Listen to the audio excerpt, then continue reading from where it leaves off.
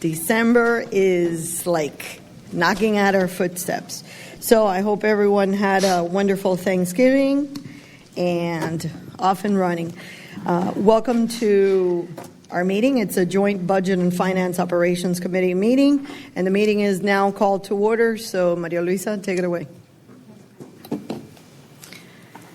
Mr. Board, Present. Mr. Brown, Mr. Ferre, Mr. Gonzalez, Ms. Gutierrez, Here. Mr. Meyer, Mr. Vasquez, Mr. Walters, Ms. Weinberg, Secretary Wolf, Here. Treasurer Rodriguez Piña, Here. Vice Chair Fano, On the phone. Chair Martinez. We have a quorum, Madam. Welcome. Perfect. Thank you. And with that, I turn to you, Council. Do any members of this joint committee have any conflicts they have to report with any items on the agenda? None. We move forward. All right. With that, we open item 3 with any members of the public would like to come before us and speak. The item is open. I believe that representatives from the town of Miami-Dade will be getting here. I don't know if we could reopen it later on. Absolutely. We'll come back to them, and then you can introduce them. Thank you. Madam Co-Chair, are they bringing good news, Mr. Vasquez? It is my understanding that they are, yes, sir. I'm bearing gifts. Okay, great. And bearing gifts and oils, Holiday spirit. Thank you. frankincense. You know, support is always a good gift. Just support. Sometimes that's even better than an actual gift. Oh, yeah. All right, with that, we turn into the action items, and we start with the summary minutes. Item A. Item A, approval of summary minutes. The Joint Budget and Finance and Operations Committee meeting of September 20th, 2016. And there's another item under that is Operations Committee meeting of October 20th, 2016. We take them together. That means you and I should speak together. Yep. I guess it's this is the minutes, correct? Yes. Yeah. So I move to adopt. Is there a second? Second. All those in favor? Aye. Minutes are adopted. All right. We move forward. Item B, approval of Treasurer's report. So I think at this point, if you all have a moment to look at the information provided by staff, I see that you can see that there's very little activity, but I want to go a little bit into really a non-eventful month. But I'm going to turn it over to Marie to see if she has a few comments. Thank you, Mr. Treasurer. The Treasurer's report that's before the committee is for October. That's the 4th month in our fiscal year of 2017. Overall, our revenue for the month is down by the forecast by $3.8 million. And that is mainly due to the Hurricane Matthew impact of $1.1 million. And then we had toll suspension. We weren't able to reinstate tolls. That impact was $2.4 million. So overall, year to date, revenue is below forecast of $3.2 million. Prior to October, our traffic was running about 2% above the forecast. In October, with the impact of Hurricane Matthew and the toll suspension, the overall traffic is about 12% down. So we did take a significant hit for the month of October. On the expense side, there's really nothing eventful. I think everything's tracking in line. We're actually below our budget by almost $1 million. Many of the services are lump sum. They're fixed rate contracts, and they're task authorization driven. As you see in maintenance, there wasn't a lot of activity in October, but you'll see a ramp up the next half of the fiscal year. Overall, our net revenues are $34.3 million. That is below the forecast, about $2.1 million. We had a little bit of pickup because of the expenses. When we presented the budget and it was approved by the board in May, we projected a $1.87 Senior debt coverage, we're down to forecast about 1.85 because of the impact. So we will continue to monitor our expenses as well as where revenue is and where traffic is progressing. So overall, not as of a positive report as we had in prior months, but I think we can hopefully make it up the rest of the fiscal year. Thank you, Marie. So board members, I think that's there was an eventful, I said uneventful month, but it is an eventful. I was separating the Hurricane Andrew. The last Hurricane Andrew was a couple of years before that, I guess. But the point that I wanted to make here is that is a very significant consideration that we have to look at from our overall finances. It's $3 million plus that will have an impact. Will have an impact down the road. I know that we have the reserves, but I think we need to be cognizant that at year end, particularly next year, that will have a potential impact on how we operate, particularly our cashback dividend. Our cashback may be impacted. I think it is incumbent upon us to think of ways to augment that so we can continue to give back to the community, but this is part of the realities of operating a business, and I think I wanted to put that for the record that this will have an impact. This is a significant amount of money.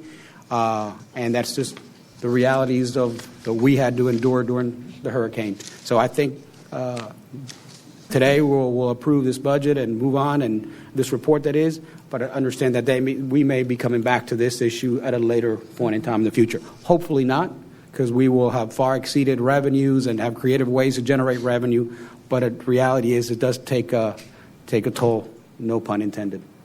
Okay. All right. Any questions from the board? Cliff?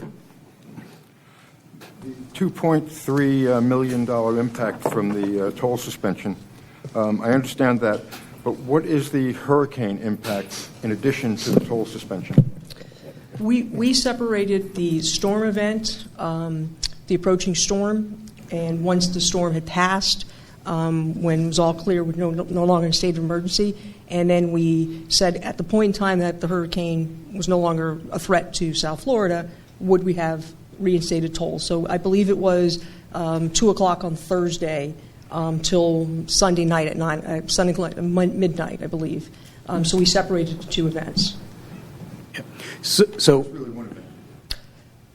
there was an impact because of the hurricane, and then there was an impact that we didn't reinstate tolls after the hurricane no longer posed a threat to Miami. Right. So if I understand this correctly, Cliff, there was a decision that we made, and then there was a state mandate that said you need to close for the following time. And that collective event, we're separating them when we decided to close, and then we were asked to continue that to an extended period of time, and that's why it's a... Yeah, I understand. I was just wondering if there was damage or something like that. No. Just all lack of toll revenues from our deciding to close it for safety reasons, and then the state mandate, if you will. Madam Chair, if I may, just for the record. Call me Madam Chair? Madam Chair, Mr. Chair. If I may, I received questions from board members when this occurred. None of the revenue is reimbursable by any agency, where it's not reimbursable by FEMA, by anything. So toll revenue is non-reimbursable. Okay.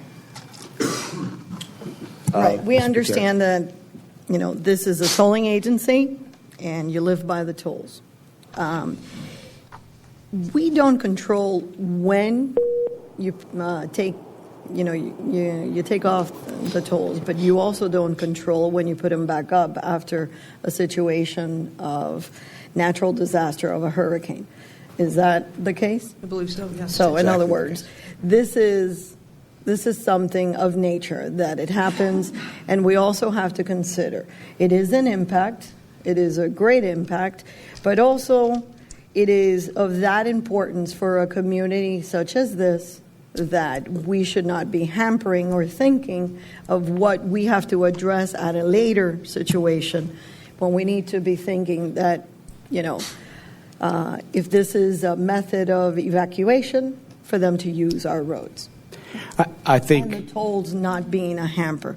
I still need a little bit more clarification of why they are two separate line items. Why can't they just be one? That's the part I still don't understand a little bit.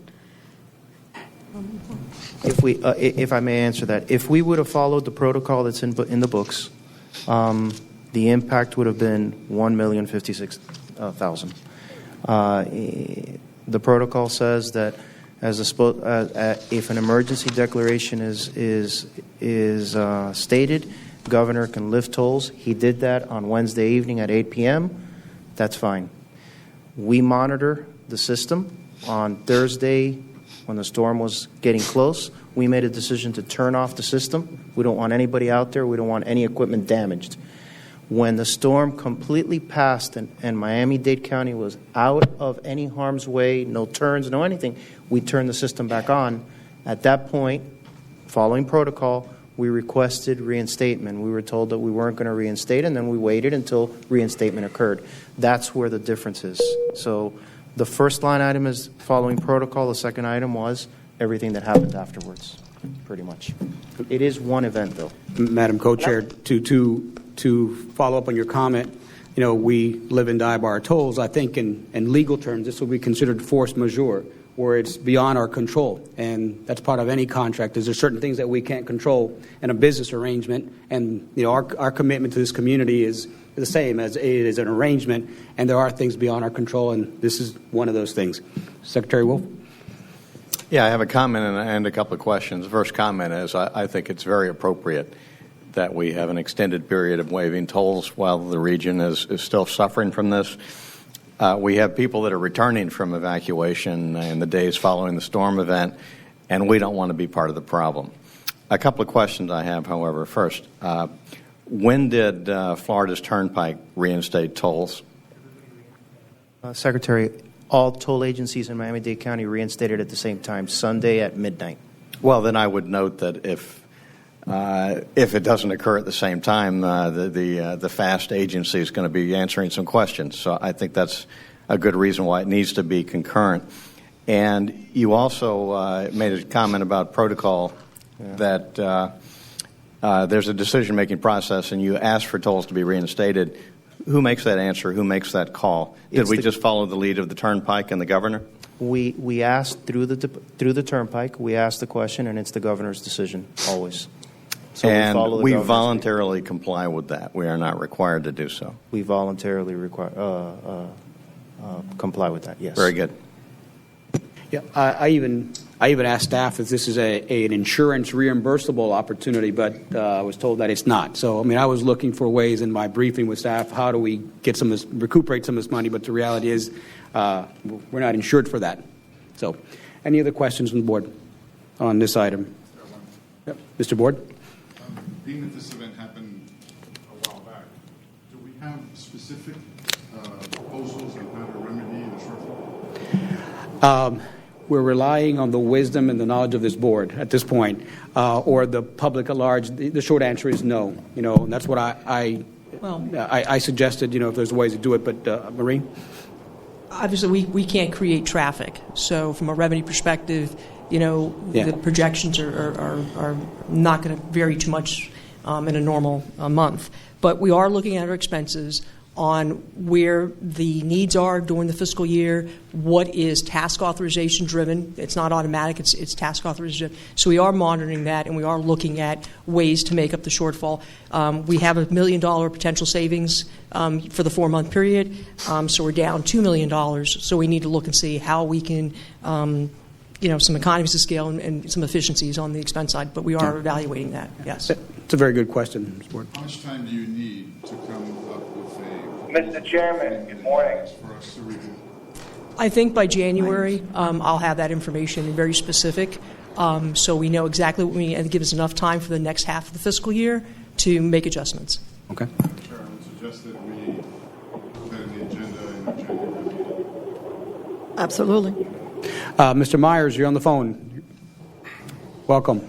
Yes, thank you. Thank you. I just wanted to make aware that I'm participating via telephone this morning, and also I was unable to hear Board Member Ward's question. You can just reiterate that. No, it's the committee. Myers, my question was, has staff identified the actions to be taken to remedy the shortfall in the budget? And the answer was that they have identified about a third, about $1 million, and that by January they believe that they will be able to identify other actions to be taken to remedy the rest of the shortfall. And staff has made us very aware that they cannot increase tolling, which was interesting. Any other? Thank you. I appreciate that. Okay. Any other board members? Any questions? Luz Weinberg, present by phone. Welcome, Ms. Weinberg. Thank you, Mr. Chair. If no other comments, I guess Move to approve the treasury report. Moved by I'll move it. Ms. Gutierrez, seconded by Mr. Martinez. All in favor? Aye. Aye. Okay. Passed unanimously. Okay. So now let's go into the item C, endorsement of fiscal year 2016 CAFR, disposal of fixed assets and other assets, and contribution of assets to other entities. And I believe we have a presentation from Lovelace Moore. Yes, we do. Okay. You want? Good morning, Mr. Chairman, board members. My name is Bill Blend. I'm from Moore Stevens Lovelace, and I am here to present the required communications for the fiscal year end June 30, 2016 audit, as well as go through some financial highlights and then open it up for any questions. Any questions that I would be unable to answer for you today, I would certainly follow up and make sure I get those resolved to your satisfaction. Can't always remember everything that goes on within your financial statements, so bear with me if I don't have an answer for you this morning. With that, Eric, you can bring that up. oh, you got it. Okay. So the first slide talks about the required communications, and that's the first bullet point there, auditor's responsibility. So we understand as your external auditors that we work for the board, as well as the folks that pay tolls, and that's our objective when we come into the audit. We follow the appropriate audit standards, which in this case include AICPA audit standards as well as governmental audit standards, and we follow those standards in performing our services this year. Management's responsibility is very broad, but boils down to really providing us the information that we required in a timely manner and make sure that that information is correct and accurate. And at this point in time, I would like to thank Marie, Javier for their cooperation, staff's help during this process. It is, it's something they don't deal with every day. They're always responsive to questions and concerns that we have, and they're responsive in getting us the information in a timely manner. So certainly that help is appreciated. We also require to evaluate internal controls and compliance, and I'm not sure how many of the new board members, I do see some new faces here, understand that, look, it's a little different in the government world. We're actually required to evaluate internal controls. So if you do a non-government audit, that's not really something that you have to do per se. And we issue what we call the internal control report on compliance, over internal controls and compliance. And so we've done that. So there's a little bit deeper dig there. Significant matters, in other words, is there any issues that we need to bring to your attention as it relates to the audit? And there were no significant matters to bring to your attention. We did receive the management representation letter from management, basically saying that they provided us with information, that the information provided to us is accurate. Assigned individuals to oversight the audit. In other words, who's our main contact, and that was Marie. And the audit schedule, I feel, and I hope Marie feels that way, that we've complied with that audit schedule as originally provided to you in our opening communications. And so we're here today to present. I'm not sure, Marie, I feel like we're earlier this year, but I hope I'm right in that, or at least the same. We're a couple weeks earlier, actually. Okay, yeah, so that's a good thing. So the process went well.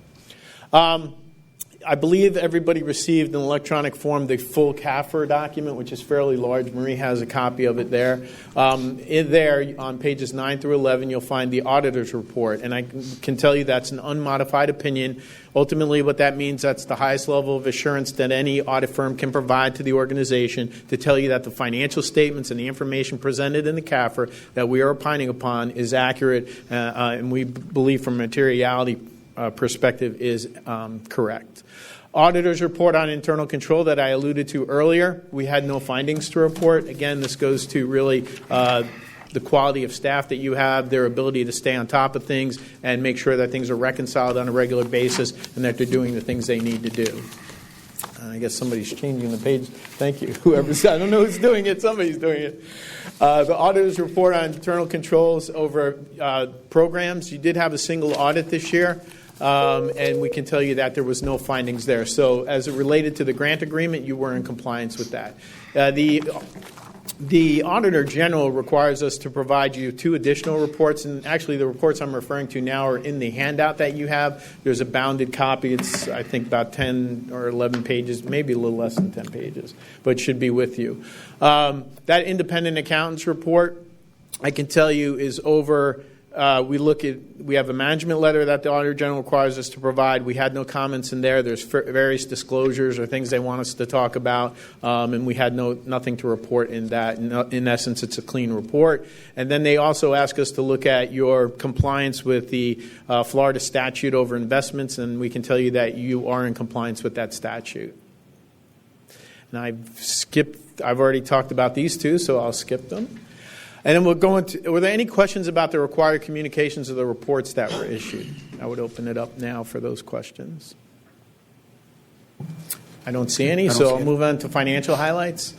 So if we look at where you stand, current ratio, one might say, wow, that went up significantly. What happened there? Basically what happened there was a reclass of investments that were in the prior year considered to be long-term, which now are short-term, and so that's really the cause of that significant increase. If we look at the debt service coverage ratio, what happened there, you're going to see on the next page you actually had a significant increase in income and revenues, and we'll get into those in a second. I would have thought off the top of my head, geez, why did this coverage ratio go down? Well, that's because you had a full year of debt payments on your 14 A and B bonds. So that's really the offset there. If you kind of look at your outstanding bonds to operating revenues, because revenues went up, that ratio went down. Slight uptick in assets. You're about even there with liabilities. And then you have your categories of net assets. You have those invested in capital assets, which are your roads and your toll plazas and things like that. And then you have restricted and unrestricted net assets. The restriction went up due to an increase in the renewal and replacement amount. And then your unrestricted is really just the net impact of what happens in your operations from year to year. So, any questions about this particular slide? Seeing none? So looking at operating revenue, the significant increase there really relates to some additional tolling locations, as well as you had a full year of the open road tolls. So you can see that that's actually generating revenue for you. So that's a good thing. The expenses ticked up, not quite as significantly, but they did tick up, and that's because anytime you have more revenue, there's going to be some sort of cost associated with that, but nothing out of the unusual there. So you can kind of see your non-operating revenues. Those things are just going to vary from year to year, but you can see the uptick there in your change in net position, or one might say your net income. So that is a result of the increased revenues for the most part. Any questions? Okay, that's all I have then. All right. Board, Mr. Board? Yes, sir. So in the financial statements in note 10, you have, this is very granular for you. Yeah, no, that's okay. Sorry. In note 10, you have litigation, claims, et cetera, for those. Correct. Have there been any accruals for settlement that were placed on the balance sheet, considering the subsequent events that happened post June 30th? Related to settlement talks regarding that? So the CAFR is the product of the agency. We put it together. The auditors audit it, but they do not put it together. Right. So the note is based upon discussion with outside counsel and general counsel. That's how note 10 is related to the litigation. The accounting rule, in order to put an accrual on the books, is it measurable? And if there's a range, then you're not required to put it on the books. We chose not to put it on the books, but we were required to disclose it because it's possible that they would be an incurred liability in the future. We did meet with Bill and the senior manager on this particular audit, and we did discuss the subsequent events, so to speak, of what had occurred, and they didn't feel at that point, or even today, whether or not we should put an accrual on the books related to the litigation. So the answer to your question is no, there's no accrual on the books for that litigation, because that litigation from your attorney is still up in the air, and no affirmative decision's been made one way or the other on it. That's from a financial statement purposes. Right. Now, from a financial planning purposes, we have, in a sense, earmarked any potential payout that we would be subject to. So from a financial statement purposes, we have not labeled an accrual, but for financial planning purposes, we have earmarked a potential payout. So in your cash flow, you have taken into consideration potential payments? Yes. No, because the cash flow is based upon the financial statements. Where have you, I'm at a miss. I mean, we know that it's not going to be zero. Does anybody have an opinion? It's in the unrestricted. We haven't restricted it and said we have a known liability, but we know that we have enough in the unrestricted portion in the event that there's a liability that we can pay it out. So we haven't labeled it for a specific purpose. And in those discussions with the auditor, yes, were you given figures of potential settlement offers? I mean, this is a material event within our balance sheet. Yeah, absolutely. But again, and I would lean to counsel here, is that nothing definitive was known. It's you don't want to throw numbers in your financial statements until you really have them nailed down. And as Marie indicated, when you have that range, you don't know exactly what the number is going to be. So I think what I'm hearing is that as an organization, you're planning for a potential cash outlay, but for a financial reporting purposes, you're not required to put it on the financial statements. And it would, quite frankly, I would make 2 points. One is it's not appropriate at this point in time, or at least as of the year end, to do so. And secondarily, you're kind of showing your hand from a legal perspective. And I know I've had other clients where this issue's come up, and people if you start putting out there, well, this is what we think we're going to owe, then that may give the other side a better perspective on what you're willing to pay. So there is some of those issues that are, kind of outside my realm of expertise. So, but from a financial reporting purposes, you were not required to do it. 2 comments. Thank you for that. And Yes. It's comforting to know that staff and the auditors have had that conversation, that it's all up and up. And on the second note, if you make a settlement offer, you're showing your hand. So, Yeah. so Right. that argument doesn't hold a lot of water for us Okay. here. But anyway, thank you both for that. Any other questions from board members? Just to reiterate that, we have, as Marie well put it, we have planned. It's in reserves, if you will, in an unencumbered account. So, because we know it's a potential eventuality, and for planning purposes, but not for reporting purposes. So, Correct. I think your questions were very, very pertinent and very good questions. So, any other board members have any questions? Okay. If not, then I guess a motion, to endorse the fiscal year CAFR. Is that a motion requirement, Marie? If I may, there's a couple of more action items that go along with this motion. Just as a reminder, we did pass out a flash drive with the full comprehensive annual financial report, going green, so we didn't print the whole thing out. This will be posted on our website after it's approved by the board on Tuesday. And the only other comment I wanted to make, Bill had provided a high-level summary of the financial statements. Last month, I did present the detailed financial statements, and we went over it line item by line item at that committee meeting. In addition to approving the comprehensive annual financial report for fiscal year 16, there were 2 additional items. They were disposal of assets, which was about $2.7 million, and that mainly comprised of obsolete toll equipment and roadway infrastructure, new projects that came in. And we also had contributions of assets to other entities. The Central Boulevard project was complete. Contribution to assets of that was $1.7 million. That is their asset, so we paid for it, but we had to show a write-off on our books per se. And we also partnered with the county and FDOT on putting ORT signage and different paneling on their roadway. And we have some DMS signs on Killian Parkway that is not on our roadway, so that was a contributory asset to Miami-Dade County and FDOT, and that was about $7.7 million in contributory assets. So, I'm sorry, $11.7 million. So the 3 action items are the approval of the comprehensive annual financial report for fiscal 16, $2.7 to disposal of assets, and $11.7 million of contributory assets. Mr. Chair. Can you expand a little bit of the assets, the contribution of assets? Like, what type of assets are we talking about? Because I don't have a computer that I could plug this in. Well, Central Boulevard was the roadway construction. So that the roadway work itself, the majority of the work was completed in fiscal 15, and we had contributory last year on the financial statements. This is the last closeout of $1.7 million. And it's just infrastructure. It's the roadway.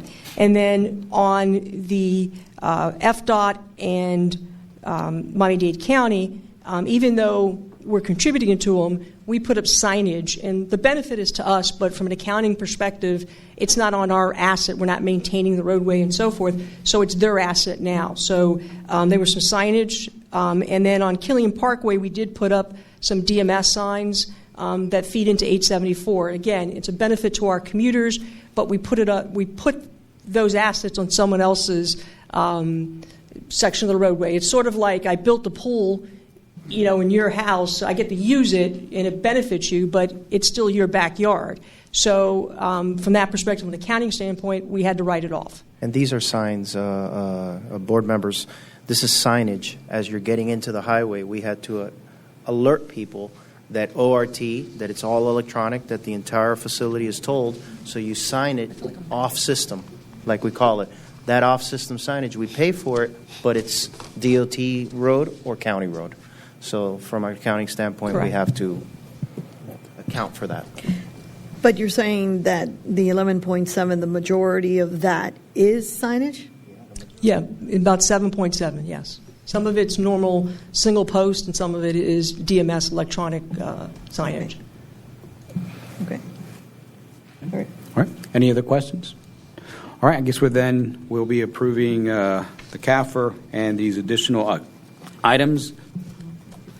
Thank you very much for your presentation, by the way. I don't know if you have any questions. If not, we'll let you get back to what you were doing. So with that said, we have an item. Yeah, I was going to keep him there for a while. With that said, any questions? No questions? A motion to approve the CAFR and the attached items? Okay, Mr. Board and Mr. Vasquez, thank you. So all in favor? Aye. Okay, motion passes.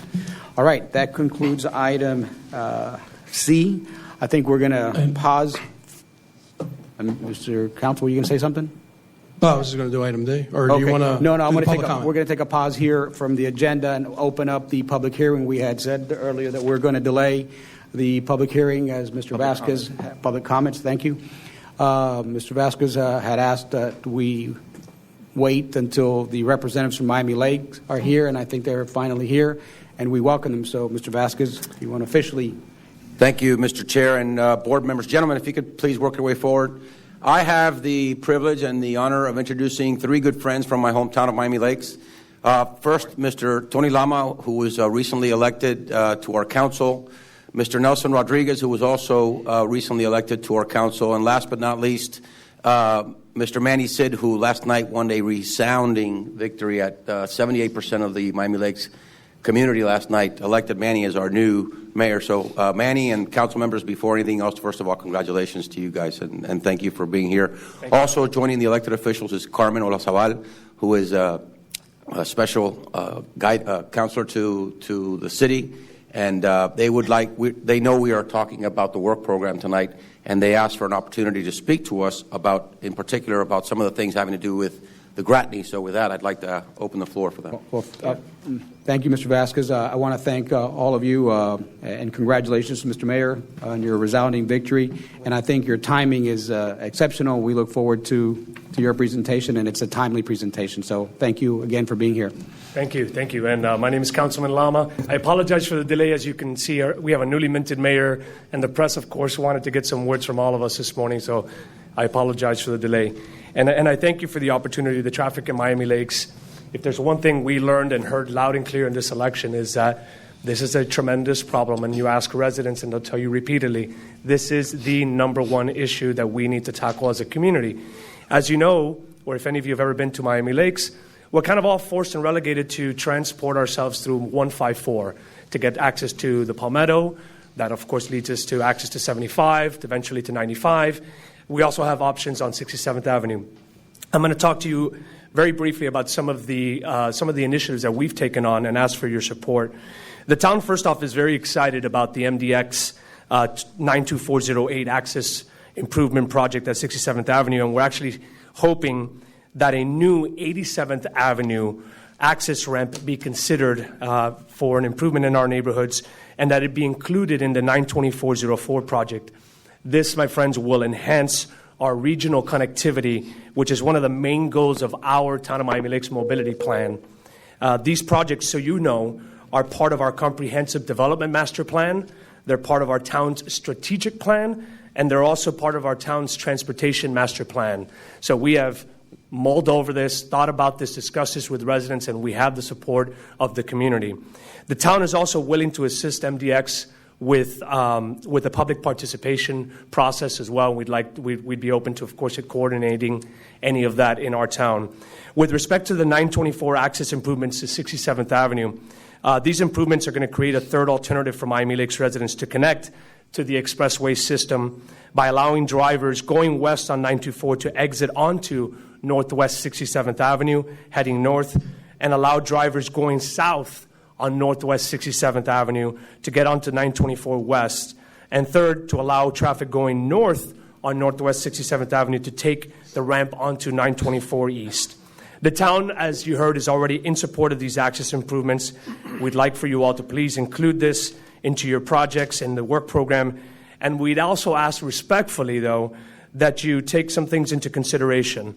The first one being that we include a sound barrier on the ramp to prevent noise from propagating into the neighborhood. That has been repeatedly stated as a concern by the residents that live in that Lake Hilda, Lake Patricia area.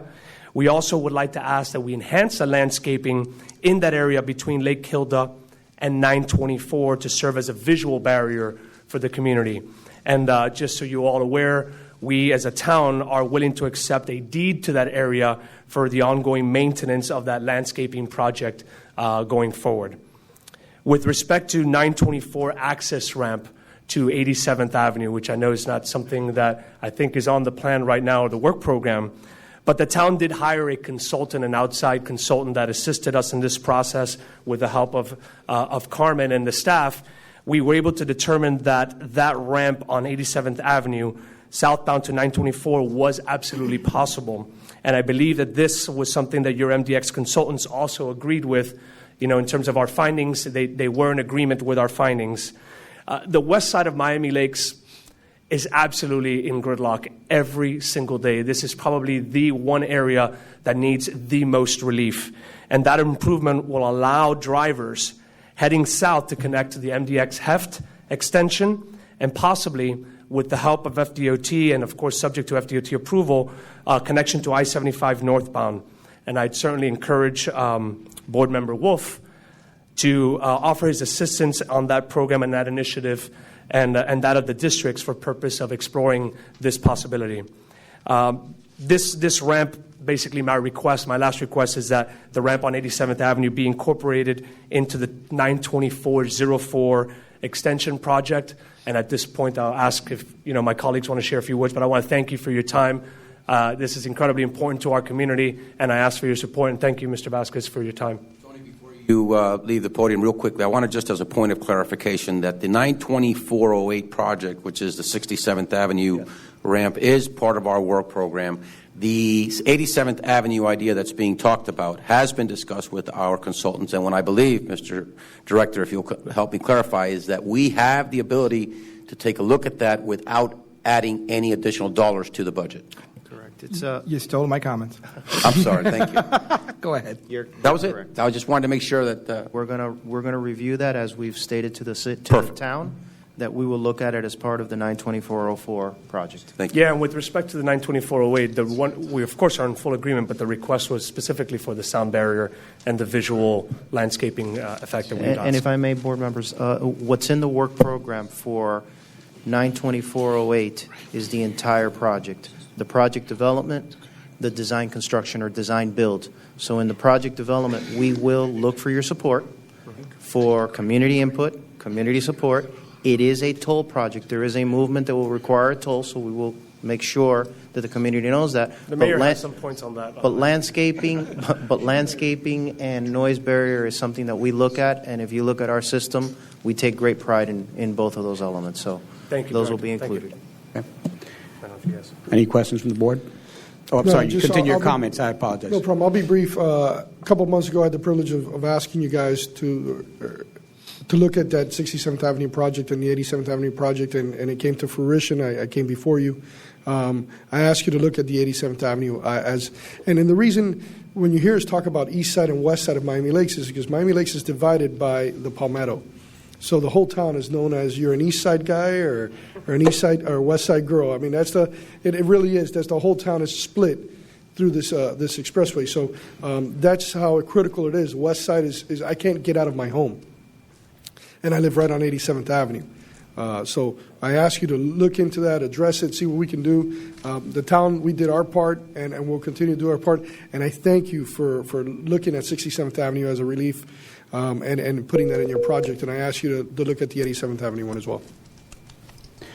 Well, just to close off for the town, wanted to reiterate how important it is to have that 87th Avenue project. I mean, along with the 67th. So thank you guys for putting that in and making sure that's going to happen. So that's huge for our community. But the 87th Ave is also big, not only for Miami Lakes, but for the entire Northwest State area. I mean, you could ask Mara Diaz or Board Member Vasquez or even Board Member Rodriguez Pina, who are always in that area, how important that corridor is, especially since 87th Ave goes all the way to the county line.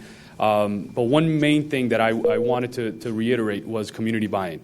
And that's something you could count on us to be great partners and to make sure that we get town hall meetings, to get residents out there, to get their input, because we want to make sure that the community buy-in happens. Because without that, you guys know, it's very difficult to see a project of this magnitude move forward. So I think today you see our council is united for this, and thank you guys for your hard work, and we really want to see this come to fruition sooner rather than later. And on the tolling issue, I understand why it needs to happen, but that's a conversation I'll talk more in detail on that in the future. So thank you all. Thank you. Thank you, Mr. Mayor and council members. I'm sure there's a couple of questions here from the board, so don't go too far.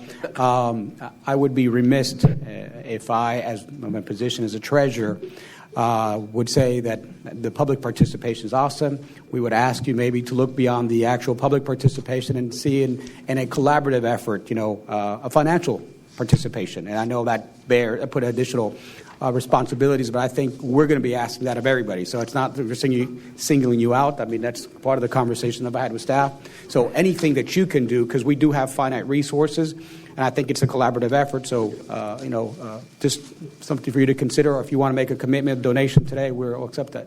So no, it is, and it's something we're looking at. I'm going to go before the CITT very soon to ask for flexibility on PTP dollars. Maybe in the future we can utilize some of that to help get these projects, moving along quickly, because we kind of been hamstrung with those dollars, and you guys know how small our budget is, or some of the issues that have occurred. But we are going to ask for the flexibility on that. Maybe that can be part of the collaborative issue, because I think there needs to be, on that side, on that taxation portion, flexibility to utilize for these projects that actually help people with traffic congestion. So, the Mayor, thank you for those. I think it's encouraging. The fact that you know the legislative process, I think that's also a potential opportunity there, given the strength of our delegation, that they could participate in that process. And I know you're very adept at that process up in Tallahassee. So, Mr. Martinez?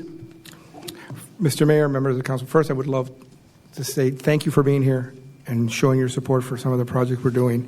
That's extremely important. As I'm sure you know, as chairman, this board is all volunteers. And we hear a lot of negative responses to the stuff we do, and we do it solely for the love of our county. And we really appreciate the support of all of you being here. And we are going to take everything that you guys have to take into consideration. Mr. Mayor, your councilman has been here before us advocating very strongly for Miami Lakes. So I recognize him from the last time he was here as well. So I just wanted to let you know that, trust me, I truly appreciate you being here, but Miami Lakes has been ably represented by members of the commission of your council in the past. We are looking forward to working with you guys on your project. Certainly we have, as part of our project, the extension of the Gratigny, and the consideration of adding the 87th exit will be something we will strongly consider. We look forward to working with you guys in the near future in any way possible. Congratulations on your victory. I understand east-west as far as the highway. I'm from Chicago. We're north-south people. So you're either a Cub fan or a Sox fan. Needless to say, this year it's really good to be a Cub fan. So I totally understand what you said. I identify with that as well. So congratulations. We look forward to working with you guys. And I just want to thank you again on behalf of myself and the rest of the board for you guys taking time out of your schedules to come and speak to us in support of what we're doing and discussing working with us as partners. Thank you for that. Thank you, Chairman Martinez. Secretary Wolf. Yes, thank you for coming. It was very informative for me, and congratulations, Mayor. I would like to make a note to the chair and the rest of the board that this, I think, reinforces this whole discussion that MDX is not just about tolls. It's not all about the through traffic. We have to fit within the community, and what we've been talking about here and your issues are largely local issues. But you know what? We have a road there. It becomes our issues. And when we talk about noise walls, that's reducing the impact of our facilities. When we talk about landscaping, aesthetics is important. When we talk about improved local access, these are all valid concerns. And of course, I also represent FDOT, and it's a great partnership when MDX, FDOT, the city are all looking at, or the town, at solving regional transportation problems in a cooperative way. So I really appreciate your description of the issues and hope that we can all move forward and find solutions. Thank you. Any other board member comments, questions? All right. Gentlemen, thank you again for your time and your involvement. Thank you. All right. I guess we'll continue down the item D, MDX SR. I'm sorry, Mr. Counsel, did I take your job again? Yes. You didn't. Yeah. Okay. Item D in the action items. MDX Smart 836 designation. Endorsement of MDX Resolution 1625 designating a portion of State Road 836 between Lejeune Avenue and Northwest 137th Avenue as Smart 836. Very good. This is an item coming back from the previous meeting. So that's correct. Who would like to address it and open with a new name? I will. Thank you very much. Good morning, board members. Last month we brought this item forward, and there was some questions regarding how the resolution was written, and we wanted to make sure that we covered all the aspects of what we want to do with this resolution, and we also wanted to get the name. I think there was a lot of debate on what we should be calling this, or what designation we should give this corridor. In front of you now is the same resolution, Resolution 1625, to designate the portion of 836 between 42nd Avenue, Lejeune Road, and 137th Avenue as the Smart 836 corridor. Again, this is to further be able to collaborate with the U.S., the federal, state agencies on all the technology initiatives that are being discussed. It includes the potential for the connected vehicle initiatives. It leaves the door open for the future of the potential autonomous vehicles. But really, it's promoting technology on the system to advance or enhance the potential of the safety benefits, mobility, and sustainability that we're discussing related to the technology initiatives that we're pushing forward. Technology is the wave of the future. We want to be able to be up to speed with everything that's being discussed and everything that's putting out there.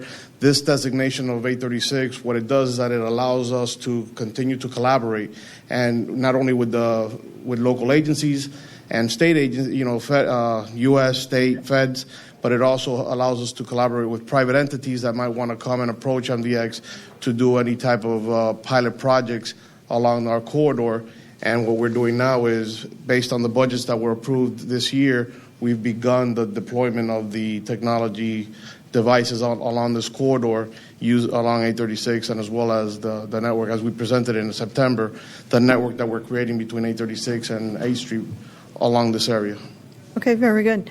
We're going to go in and call for a vote on this so we can open the item for a full discussion. Is there a motion? Move it. Is there a second? Okay. The item is over. Any questions? Does everybody like the name? It's specific on the item now. Doesn't get any better. Now you know exactly what it is. No comments? You happy? I think it's a practical. We come fast enough to the next board meeting, next committee meeting? Thank you, Madam Chair. Yes, it did. Good. Yes. Well, I did second this, but I will note what I already referenced in a previous meeting, that SMART, I think the MPO and the county think they own that term as their program of premium transit projects, and it could create some confusion. Yeah. Duly noted, Mr. Secretary. I fully understand where you're coming from, and that will be an issue. And given that situation, I think more reason why we added the 836. So it's very specific as to where the technology or the smart type of technology, it was uniting the two, and it would be simple, and there would be no confusion as to where we're going with this. So any other questions, comments? All right. Hearing none. Anybody from above that's on the speaker would like to make any comments? From above? Because the speaker Madam is Chair, above. thank you. From above. Okay. All right. Thank you so much. With that, I have a motion. Yes, Mr. So Moore. I think that staff, we had some comments last time regarding the technical specifications of this. There is, and there is no agreement as to what is going to be the standard for these cars that are very rare right now. And this resolution does nothing to clarify that, but it does make reference to other standards that are out there. But it doesn't direct staff, or staff doesn't make a commitment of any kind of what are they going to do, how are they going to deploy, who is going to be affected. If there is a requirement to engage, it states all the whereas, but it doesn't say that we will follow the Florida Department of Transportation or that we will follow the federal standards. It is a very loose authorization in terms of the use of money and its technology. And I would add one other comment. Being that we are $3 million in the hole, it might be for the chair to consider that until we solve that $2.5 million, that $2 million shortfall, which is going to happen in January, that we keep this option open, because it is $500,000. It goes a sixth of the way of solving the deficit. And being that very few citizens are going to be benefiting from this, because, a show of hand, does anybody own an autonomous vehicle? And before deploying that $500,000 out there, we have a shortfall. Very few people are going to benefit. The standards under which this is going to be spent are very, very loose and do not order staff to follow any direction. So that's for your consideration, Madam Chair. Very good point. Yes, Treasurer. Board member, thank you for those comments. I think part of the inception of this originally was to, as an agency, we really haven't made a commitment at all to technology, meaning it is incorporated at a minimal level in our RFPs and our design builds. So there is a technology component, project per project. But as an agency, I wish Mr. Ferre was here, because he's been really the driving force behind this and saying, we need to invest in technology. So I kind of took this mission on because we needed to make a commitment. Prior to this commitment, there was just a lot of lip service. There was nothing of tangible resources that says, okay, let's prepare for technology. I don't believe that this resolution addresses specifically autonomous vehicles. That's not the intent of this resolution. It is to prepare an infrastructure, information gathering through what's called dongles that will go into cars that gather information. So it's not specific to autonomous vehicles. I don't know if Mr. Toledo or Mr. Del Campo want to talk to the specifics of it, but I think the reason we are at this point today is because it shows a commitment to moving and making a commitment to technology, and then nothing says a commitment more than a financial commitment. And I think that's what this is intended to do. It's intended to be the platform from which what we will continue to build upon as we become more technology-oriented business, if you will, because right now there is nothing on our books or on our boards or our commitment to a specific technology.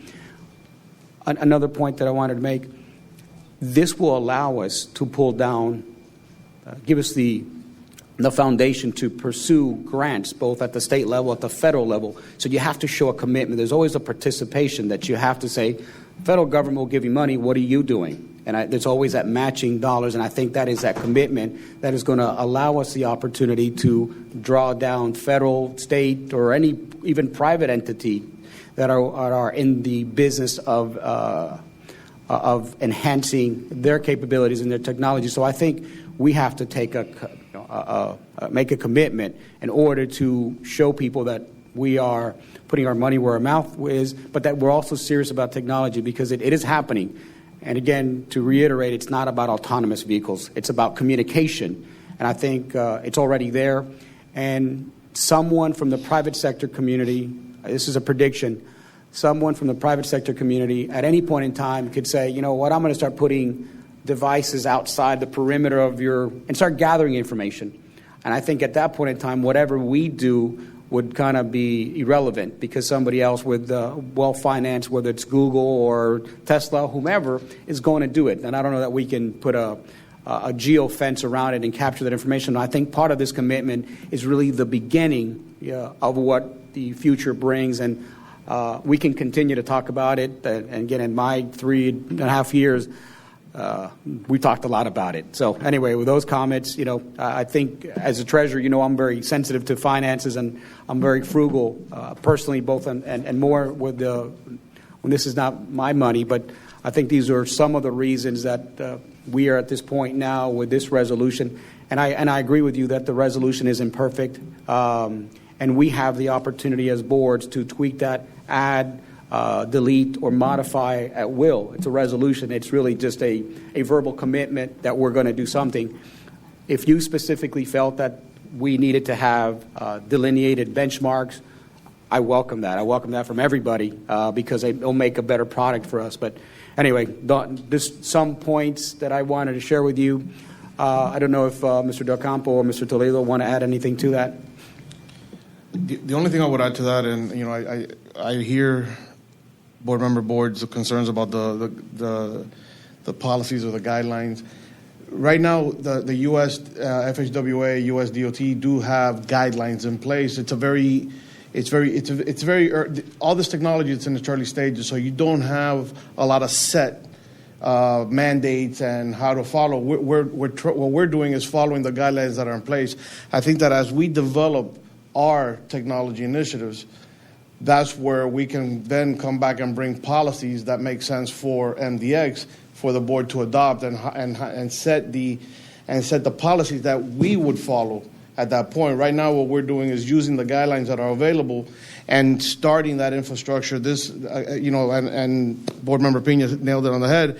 This is a conduit to allow for opportunities for MDX, and all we're doing is setting a small benchmark of how we're going to start this process of gathering information and how we're going to collaborate with other agencies and show how pushing this technology can improve traffic, can improve safety by data sharing, by collecting this and sharing it with other individuals, working with the county on their advanced management traffic systems, and making congestion better in the county. This is just the first step of how we're going to do that.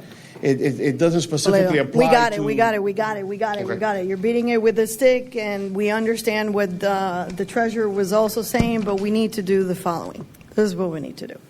There's a lot of points that are being made here, and this document is missing a couple of things, okay? Because this is where we don't want to go. Okay, first we have to understand that when we sit here, we're policymakers. And when we vote on something, we're releasing and putting something in motion that later gets expended. After the fact, we can't come in and turn around and say, oh my God, we made a mistake because we led the agency in the wrong direction. And we can't say that, or we shouldn't be able to say that when someone here is sitting, is saying and voicing, and this is not the first time we're saying it and voicing it and saying it and voicing it. You understand? I mean, if we don't hear what's being said, then we have an issue. We need to go to an ear doctor and figure it out, but not here. So let's do a couple of things here. We understand we want to name 836 as a smart 836. We want to name it, and we have a resolution. This resolution needs a friendly amendment. For one thing, it needs to add, even though we understand that we do it, it needs to have that we will follow the established federal U.S. standards, FDOT standards established on this smart type of technology. One thing, it needs to have that. So we all understand that somebody out there in transportation has already established something, and we're going to follow that. We're not going to reinvent the wheel or try to reinvent the wheel. We're going to follow that. Then we also need to address, okay, in a separate item, the situation that we do have a predicament that there is a negative impact on the budget. So what we go out and we're going to spend, we need to now cherry pick, for the lack of a better word, what are the priorities that need to happen for this budget year that need to come? And I see that this is 2017, but 2017, something that we're looking out there or something that we're living on this budget year that we're working on. So we need to separate the two things, and I was going to ask a question to the CFO. In terms of the budget, we discussed the budget now coming January, February. At that point, we discussed all the things that are coming online and what we can or can't afford. When does that come and we address it? As far as the operating budget is concerned for fiscal 17, which is the current budget, we have already sent out emails to various department heads to request where they potentially have savings and where they can realign some of their services. So we have already done that. I'm confident in January we can provide that information for you. I know that potentially on our debt side, we have variable debt on Series 2005. We potentially have a savings there somewhere around $300,000. So we know where we have some opportunities for some savings. Is there opportunity on the IT side to complete these initiatives and have savings? I don't know. They're going to have to prioritize what they actually think they can get done this year. And I will say not only from a financial standpoint, but just from a resource standpoint, can they get all those projects done even if they had all the money? So I think that they need to reevaluate that as well. So in January, we will have a definitive plan on exactly what the budget needs to look like. For the current year. For the current year, And then which is also where this falls. Correct. Correct. So we need to, at that point, have a better handle and then decide where we're going. Okay? So I think it would also be important to also address and instruct the board, our staff, that the policy for this needs to be addressed. It needs to be created. How this is going to be guided, the criteria set, and also the procurement. Okay, because before we set out and we start buying things or thinking of things, there has to be a procurement that follows for this. If not, we're spending and going, and where's the control factor? So those things have to happen, and they need to be first before we go out and open the purse and start thinking or giving a consultant agreement and ordering and buying. We need to do that. That needs to be in place. Are we all in agreement or... Yeah, because I don't think any of your current procurements would address something like this. This is something new, a little bit different than building a bridge. So we need to order that. That needs to start, and that requires a policy committee meeting, and then everybody can, partake in the discussion. And basically, you need to obtain a guru in this case that knows how to do that. So I'm just saying that ball needs to start moving and moving quickly before we go in and start opening the funding for this almost $500,000. But let's keep it separate, the two items, because we do want to name the Dolphin Expressway and want to start, by naming it. But the other things have to start happening. Correct. Okay? Before the purse opens. So for clarification, on this resolution, we would like to add a new section, or section 3, after the whereases, where it starts saying, now therefore be it resolved. we would add a Section 3 that speaks to following current state, federal, and state standards for these technologies. That way, it ties into what the whereases of what we have right now. Separate from this resolution, we're going to look at the budget, bring back in January a plan for the rest of this fiscal year. We're also going to start looking beyond this fiscal year. And beyond this fiscal year, it involves policy making, budgeting, procurement, how we're going to incorporate it into our projects. Or is it a separate project? So all of that, I see it as a separate, that is the separate, as you say. The business side of this idea has to occur, because that's really what's happening. We have an idea. It's a good idea. But the business side of it has not been established, and it's not in concrete and its motion. And if you learn from history, you die by the sword. When you go to court and you argue something, did you stick to the contract? Did you do every line item on the contract? How was your procurement policy? Did you follow the procurement policy? Did you keep it? Remember that? So if we've learned something, we need to go in. So now that we're doing something new, we need to make sure that those things are in place, and they are our mattress. So as it relates to the resolution, did Yes. I capture it from the comments of the board of adding the now therefore be it resolved that we will follow the existing federal state guidelines as it relates to this resolution? I don't know what the future holds, so inherently we have to follow state and federal guidelines, but at least that we're going to follow today's guidelines as we move this program forward, because that's what it talks about in the whereas, but we make no mention in the now therefore be it resolved. And I think the chair correctly points out that the procurement process for acquiring technology is different than the procurement process for acquiring construction, and I think that stands obvious, and we are stung by the consequences of that. So establishing a policy before the disbursements happen, I think, is a very sound recommendation by the chair, and something that, as we move forward in this technology expenditure, and it will grow, there is no doubt, I think that we need to be prepared to know how to procure these items. By the way, there is no mystery as how to procure technology. There's a number of companies and consultants that can help us put that policy in place, or we can go to the FDOT, or we can go to the state. Somebody, I'm sure, has the proper procedures as to how to formulate an RFQ and how to proceed. What I think, Mr. Rodriguez, I think that by adding that, you are giving some direction to that purpose, but I would caution you to the following.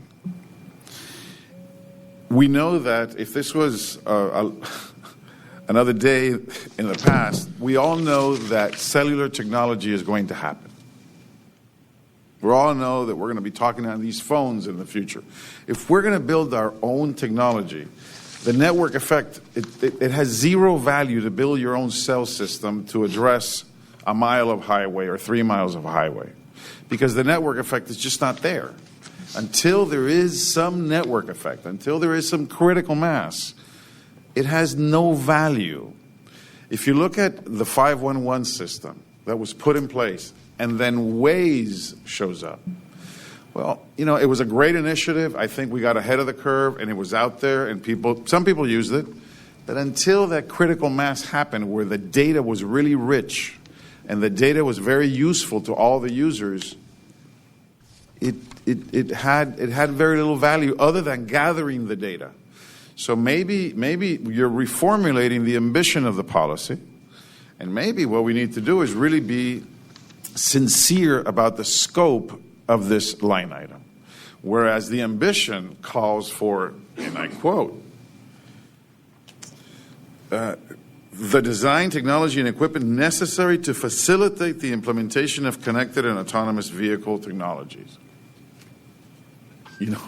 It's a very ambitious goal for this paltry line item. And maybe what staff needs to do is really to narrow down to the expenditure. We are going to deploy data gathering vehicles to measure the volume of traffic, the speed of the traffic, who's connected, who's not connected, And then you really have a mandate as to how you're going to spend the money.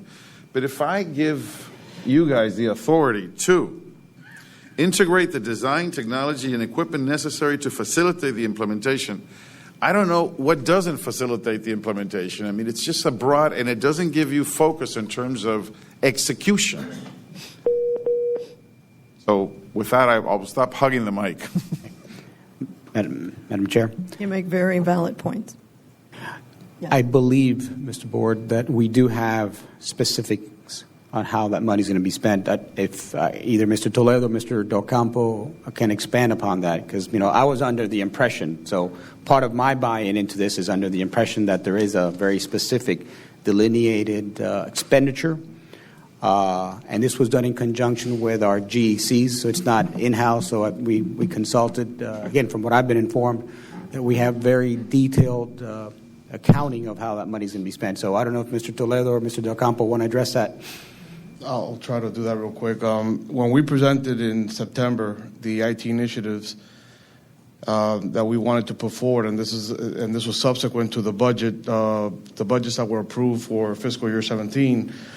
What we presented was the deployment of additional dedicated short-range communication devices to enhance what we already have out there today, to be able to collaborate with the existing initiatives that the county has with their signal active traffic management, to get better information on our current traffic and use that data to show how we can improve traffic during. It was really dedicated. It was really intended for the construction period and the congestion that's being created by the construction project right now. But we wanted to make it a little bit more by adding that network of the adjoining roads. That was independent to this resolution. That's something that, through that budget approval, we began that process. That's something that we already initiated. So the deployment of those devices, and we're doing that in-house. From a procurement standpoint, it's purchasing devices. It's not really, we're not procuring any services. We're not procuring any additional technologies. What we're doing is just enhancing what's out there today and connecting to the existing traffic management center, and then collaborating with Miami-Dade County Signals, and then showing. And the end result of that was that we're going to come back before the next budget cycle and show you what that investment is going to do or is doing, and how we're going to continue to build on that. The intent of this resolution was really to provide a vehicle for opportunities for the future. That doesn't mean that we're going to start spending money right away. It means that now we have an opportunity to continue this collaboration and see where the future of technology is going. And anything that we do moving forward would have to come in front of this board. The policies, the procurement guidelines, the expenditures. This doesn't give us carte blanche to start spending money tomorrow. This just says, MDX, continue what you're doing and look for those technology opportunities. And as we develop those and we see where those opportunities come, we most definitely have to come back to the board, because we're going to present them in the forms of projects, or we have to identify the budgets. We have to identify how we're going to get it done. And when we are going to be procuring technologies, you're correct. We have to work with procurement and with legal to make sure that we're protected from anything that could come out of those type of procurements. So, I hear the discussion. The amendments that we want to make to the resolution, I think are good, and we should do them. But I just want to point out that this resolution does not give us a green light to start spending money. That's not what this does. This creates opportunities for the future. That's all. That's all this really does, and that's how we presented it when we showed that. I apologize if things got mixed up in translation, but this was never intended to be here you have an open-ended credit card, start spending whatever you want. That's not what we're doing. Very good. Thank you, Toledo. In reading this a little bit more, I also think that we need to add a little bit more language so this is expanded, because right now this is just focused on autonomous vehicle. Okay, if you go 1, 2, 3, 4, on the fifth whereas, right after the autonomous vehicle, if you go in and before you keep going, you add and other intelligent transportation systems. Or that way it's opened, it is not just focused on autonomous vehicles, because that's really perhaps where the mainstay is going to be to this. It may not be our choice at a later future. It may not be that we want to spend the funds or the technology or go about for something that may be only 0.5% of this population. Okay, spend money on something that's really not user friendly. So we need to open end this thing so it can handle future opportunities. What do you think? So I'm confused. It mentions $483,000. Why don't you feel that by authorizing this resolution that you have authorization to spend $483,000? That authorization was given to us in May when we approved the budget. Right. So then maybe we need to eliminate that from the line item, and it just talks about directionally. I added that. Last time we brought this forward, we said that there was no fiscal impact. We added that in there at the request of the board to show what we were spending as part of the fiscal year budget.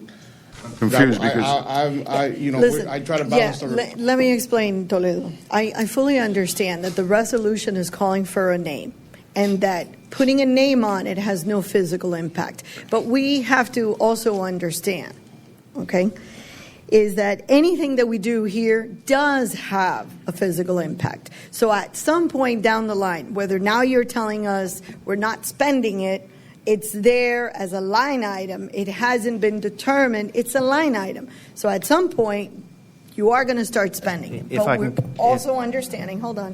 we're also understanding that you are not spending anything of that money yet. And please, as a directive, I can call a vote for that, not to spend any money on that until we have other two things established: the procurement, the policy. So whatever money is spent is at some point protected, because there's something that it's going to fall against, okay? That we want to make sure that we're clear on that. So are we clear on that? If I can clarify, because we're confusing a variety of different things. Right.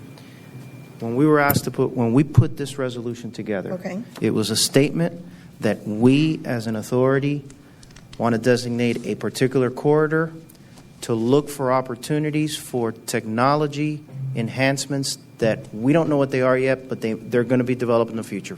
Federal Highway, United States Department of Transportation, Florida DOT, higher learning education centers, colleges, universities are all doing this research.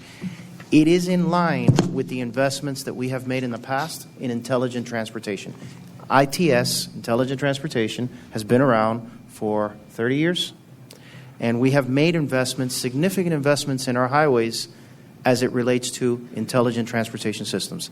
Last year, during the budget cycle, in May, when we discussed the budget, there was a request by the treasurer to set aside monies to deploy certain types of technologies that would move us into the next generation, but they were enhancements to ITS. When Mr. Toledo speaks about the $483,000, the procurements, we're buying devices. We're going to be putting up speed detectors and that exist. We're not developing technology. Oh, good. What we're going to do is we're going to put devices out on the facility that gather the data that will then be fed to the Transportation Management Center that continue this conversation. The question here, and what this resolution authorizes us to do, is we get requests by the university on a weekly basis. They have a working group, and I know that the secretary gets the same. They have a working group where they want to do a research project on connected and autonomous vehicles. They want the transportation partners to participate. Participate means our time. Potentially our facilities, potentially links to our facilities where they can get data.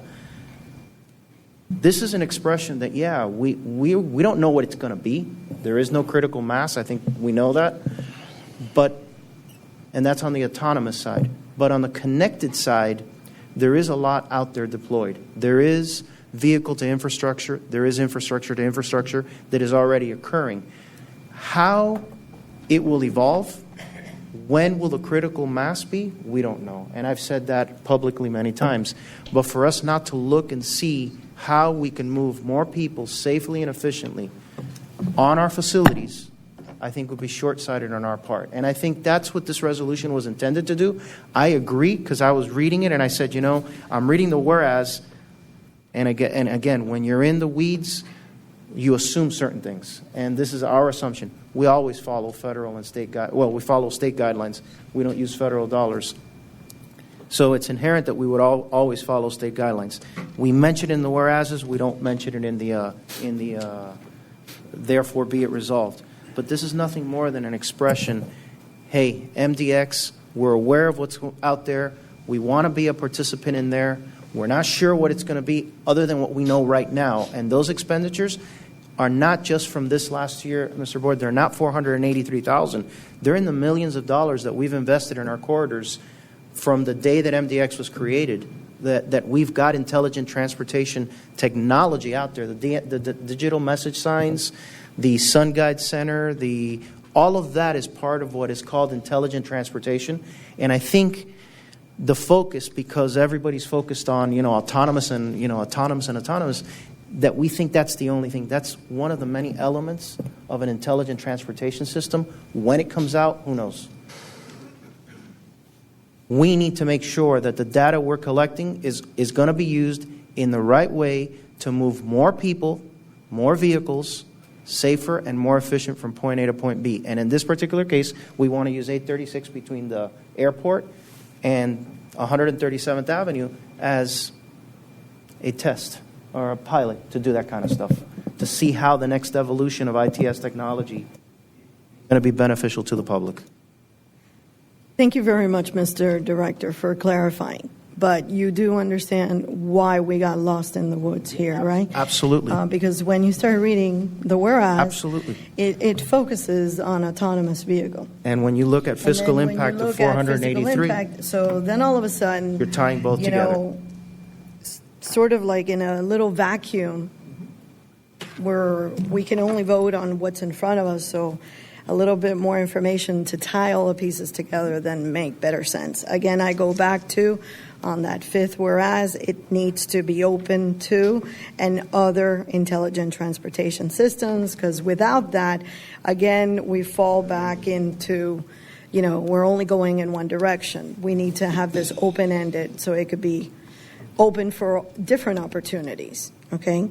And with that, same instructions, we also need to make sure that the policy structures for this new approach needs to also start taking shape. That's really something that we need to have. And I see Helen in very much in agreement with what I've been saying, and also our CFO, because that way we get no surprises. This has a way of surprising. Okay? All right. Did you want to add something, Mr. Treasurer? Or did I leave you speakless? No. Oh, Thank you, Madam Co-Chair. No, listen, I think we're getting caught up and beyond the intent of this resolution. I think the Executive Director said it. This is a commitment by this board to move forward with a technology-based, intelligent technology and the future, whether you want to include autonomous vehicles and whatever future iteration of that. I think the goal here is to have a commitment, a public resolution that says that this agency wants to move forward. Simple. That's it. I think that's what the intent of here is. The crafting of this whereases are important, and that can be amended, and I think your suggestion of including the intelligent technology is important. However, let's not lose sight of what we're doing here. Our alternative is not to do anything, and that for me is not an option. So I'll leave it at that. Alternative is not to do anything? Meaning, if we decide not to have this resolution or not make a commitment, we're not doing anything. And that to me is not doing anything is not an option. That, us sitting back idly. We're not going to sit in the back seat. We're going to be driving. I think it is our incumbent upon us as volunteers to help shape that. And we're going to be driving. Don't worry. I'd be remiss if I didn't push. I wouldn't want to waste my time. We're going to be driving. We're all going to be driving. All right. Any other comments on this item and the direction that we're going? We have 2 friendly amendments to the document. You've captured the essence of what we're saying, Council? Yeah, but the actual approval of it has nothing. We'll change that. Subject to the 2. You can approve it. It's subject to 2 changes. You can do that. No, if you want to come back No. after we do it, then we do a motion to postpone. No. I want to make sure that the language is understood and it's going to be added into this document because that's the way I'm going to call the question with those 2 items added. Yes. Right? So to clarify, in paragraph 5 of the whereases, we will include and other intelligent transportation systems, and we will add a section 3 in the now therefore be it resolved that states that we will follow the existing federal and state standards or guidelines as established by Federal Highway, United States DOT, Florida Department of Transportation.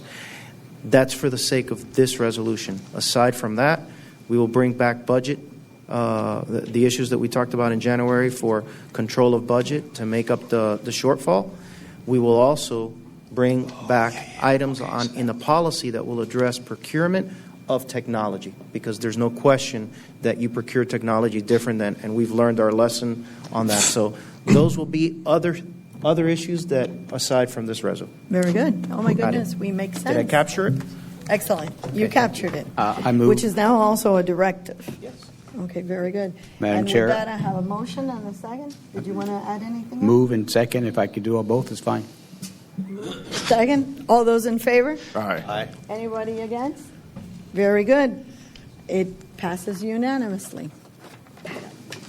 Comes back to the board. If it's coming back to the board, it should already be cleaned up. Correct. Yes. It'll be on the agenda for December 6th, and it'll be clean with these changes Very included. good. It needs to be cleaned up. And again, I will reiterate, we need to start the ball rolling on the budget and also a directive on the policy and the criterias of which we're going to be procuring anything that's smart technology outside of what we've already done. Okay? And with that, we move on to the discussion item. I may have to call my presence short, so then I would be turning it over to the vice chair, which I believe of operations is the secretary. So I'm sorry to call and press. If I may note, I have a 1 o'clock meeting back at the office, and I'll have to leave. Very good. And then we'll leave our treasurer, if we can do that assignment.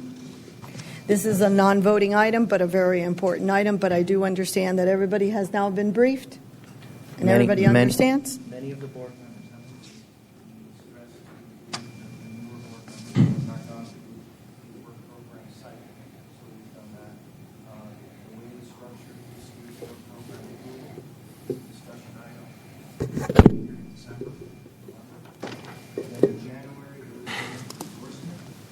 to the board.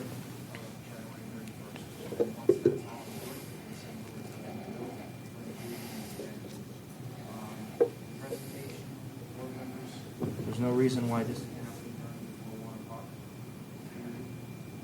We're going to go right through the presentation of the projects, phases. Mike is not on. So we will go right through it and try to address as many questions as we can before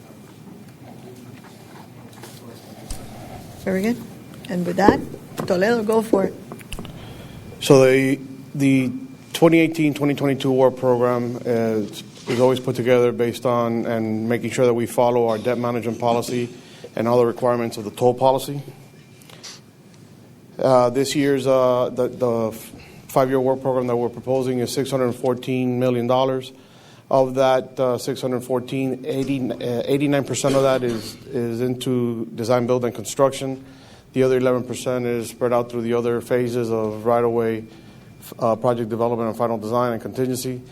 What are we getting with this 5-year work program? Additional safety initiatives, 32 additional lane miles on the system, increased capacity on 836 by over 30%, and 13 new access points on the 5 roadways. Of the total work program, 77% of it is committed under contract. It's signed contracts and agreements, committed funding to projects that are on the street or going on the street right now. The rest is pushing the new projects and PD&Es forward. So when we're putting together the new projects and putting together the board program, we want to make sure that we meet and are compliant with the policies. And this slide kind of goes through that. We show that all the projects that we're going to be discussing meet our debt management policy. It makes certain assumptions on toll rates, and one of the things that I'll discuss on two of the projects is that we will be bringing back at some point in late 2017, early 2018 is the items for toll rate approvals on two projects because we're adding movements that require tolls. And those assumptions are being made in this work program. And Marie can discuss that when she does her finance plan. But we meet the debt management policy, we meet the toll policy. We discuss where the toll rate settings are going to be required. Those are on the two first projects that I'll be discussing. And all of the projects that are listed here have gotten public support. So there is one that's still pending. That's depending on, but that'll come out of the project development phases. So on the existing projects, Project 92407, the 924 East Extension 295, what we're doing here is that we're advancing the final design, and that's really to stay consistent with the LRTP Priority 1 components. In order for us to maintain that priority phasing in the LRTP, we need to show the next phase of funding. So we did that in the outer years of the 5-year window to keep that consistency going. What does this project do? When we build it, this project will be improving travel time by 25% from 37th Avenue to 195, and it increases throughput on our corridor. The 5001, which is the Dolphin Park and Ride, this is a project that has been on the MDX work program. This is a partnership with the Department of Transportation and Miami-Dade Transit. This project was procured earlier this year, and all we're doing here is bringing it up to we're funding the shortfall, and that came in as a result of the bid, and this is MDT's commitment to fund that shortfall. This project is 100% funded by DOT and Miami-Dade Transit. It facilitates access of the proposed express bus service onto the 836 through the local connections that we're going to be making. The 92404 West Extension to the Heft, what we did here is that we're proposing, we broke it out into project phases. We're going to be advancing the portions that you see in green, which is from 97th Avenue west to the Turnpike, and the portion in between 107th Avenue and 97th Avenue eastbound on 138th Street as a design-build project. And then we're also going to be advancing what you see in red, which is segment 1 and eastbound segment 1 and segment 3 as final design. In that segment 3 final design component and project development is where we can take a look at the connection from 87th Avenue. As it was stated, the budget is there to allow us to do that during project development. So it doesn't add, we're not adding construction dollars at this time because it's not funded. We'll take a look at those, at that connection and see what the feasibility is. As it was mentioned earlier, it does require coordination with DOT because of the work on I-75 and that connection between I-75 and the Palmetto. So we want to make sure what the impacts are there. Once we have that, then we would come back and if we're going to add that scope in there, we would show you what the impacts are, if any, and what those costs associated would be. Quick question. Why are the east and westbound portions of segment 1 being treated differently as far as what's being funded and what's not being funded? What we're showing in green is what we can build and makes the corridor work without any problems from day one. The connection, what you see in red, those two connections and the tolling scheme behind it need to be looked at differently because of our commitment to maintain 138th Street as a local movement. So if you're going to take the westbound trip from 924, existing 924 today, and you're going to make the entire trip to the west, you can toll that one movement at the western end. But if you're coming from the east, if you're coming from the south to go east, there's two tolls now that you have to take consideration because you're going to have to look at the new movement that you're creating directly onto 138th, but then you also got to look at the enhanced connection straight onto 924. Those would be two separate movements, and you have to make sure that you maintain the integrity of that local movement on 138th, which is one of the commitments we made when we did the undertaking of taking that over as one of our roads. So that's why we spread it out, and pushing the final design phase only on those segments allows us to look at that further and see how we can make those connections more feasible, because you don't have to make the entire connection westbound in that segment in that segment 3 portion, but you do have to make all those improvements going eastbound if you're going to make that work. Again, the project works just with what you see in green today. Does the actual construction get bifurcated, or does it eventually get built at the same time? No, the projects will remain bifurcated. I think because now you also have the work that's going on with I-75 and the managed lanes to the Palmetto. If you try to advance that now, you're just going to have too many people on top of each other. At this point, it's better for them to finish their project and move out of the way, so that then you come in and do those improvements separately. Thank you.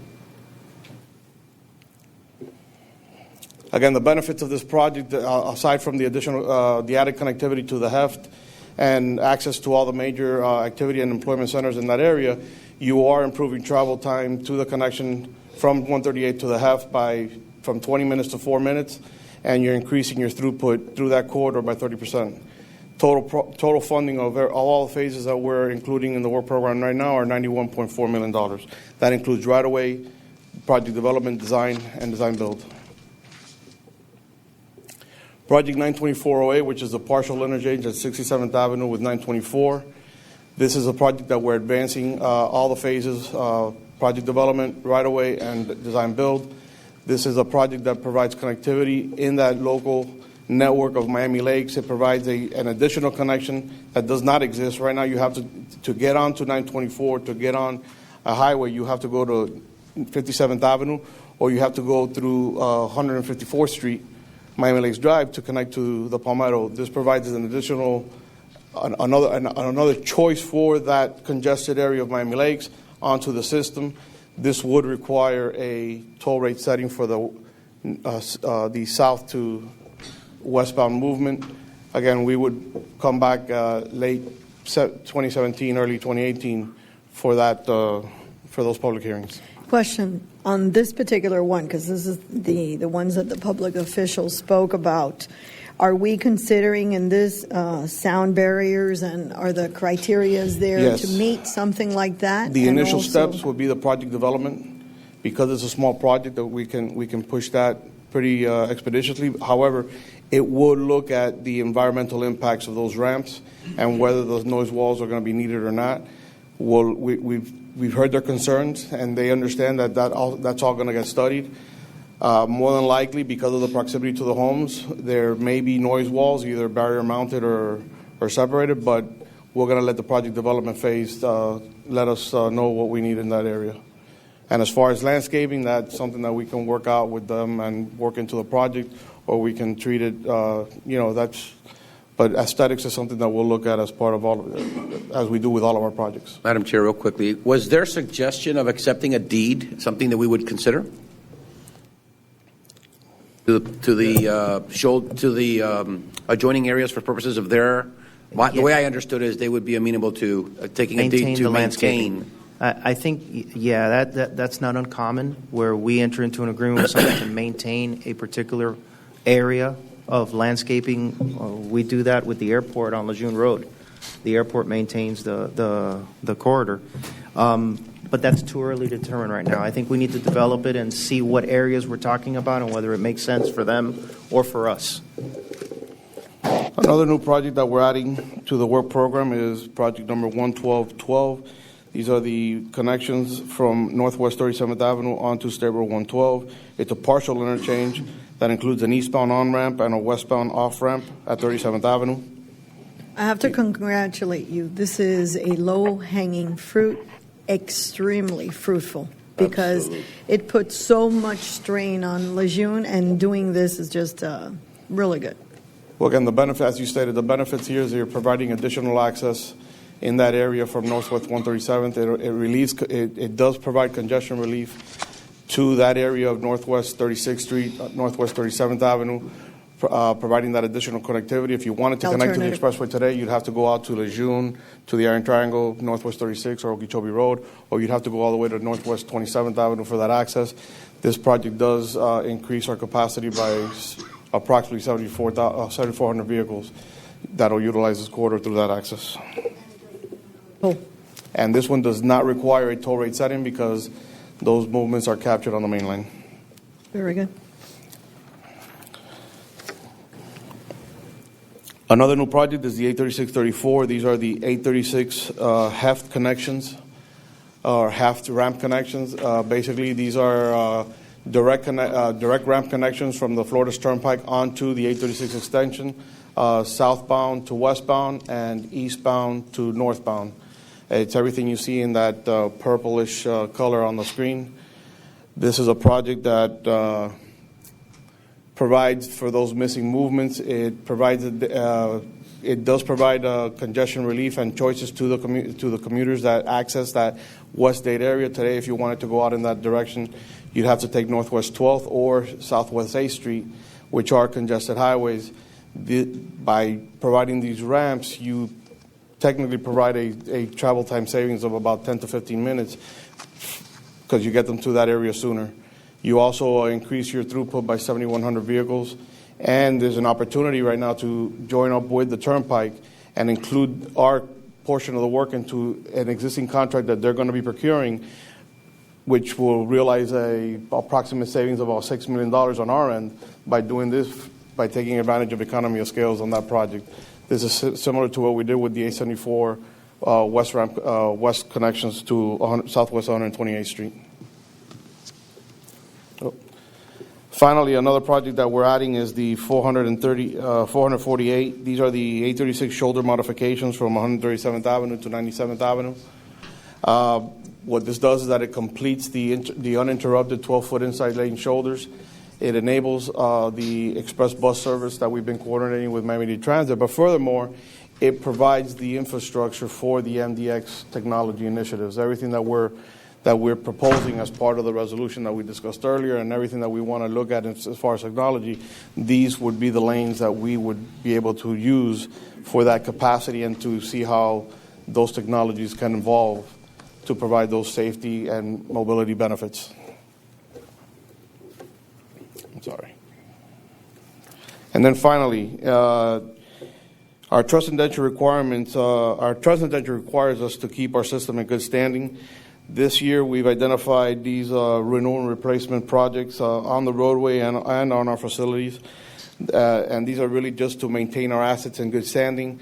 The $836 million resurfacing project, these are areas between 137th Avenue and 97th Avenue. Since we opened the extension, that this is, believe it or not, the system is now almost 12 years old. It's time to look at the resurfacing and of these areas. Our structures on 836 and 112 require maintenance and upkeep, and this is what these projects do. As far as the facilities, I'll point out the State Road 112 shelter painting. These are shelters that house our tolling equipment. They're required to be kept in good standing. They're assets that are required for us to maintain, as well as all the other projects that are on here. And now I'll turn it over to Maria, and she'll go over the finance plan.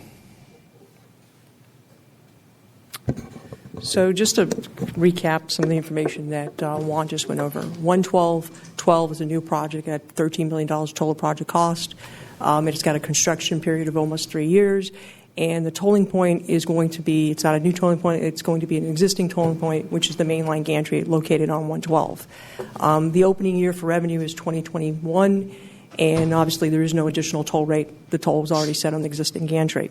836-34 is $31 million for total project cost. It has a construction period of almost 4 years, and again, that's not a new tolling point. Additional revenue will be generated based upon the main line, opening year 2021. The 924 projects, 924-04, about $135 million for total project cost, and it has almost a 3-year construction period. And this is only part of the project, as he indicated. There's additional segments that will come in to the capital plan and the financing plan at a later date. There is a new tolling point that he illustrated on the graph. 2021 is when revenue is expected. And we, for purposes of our financing plan, we made an assumption of 50 cents in today's dollars. When I talk about a little bit about the financing plan, we did work with our traffic and revenue consultants to optimize what was the rate, what should have been the rate, not just maximizing revenue, but what made sense for the value of the commute. 92408 is about $26.2 million. It has a construction period of almost 3 years, and the additional revenue will be generated based upon the existing main line there as well as a new tolling point. And opening tolling point revenue would be 2021, and we assume 30 cents on that location. Just click the thing. Roll it down. There you go. So, go back here.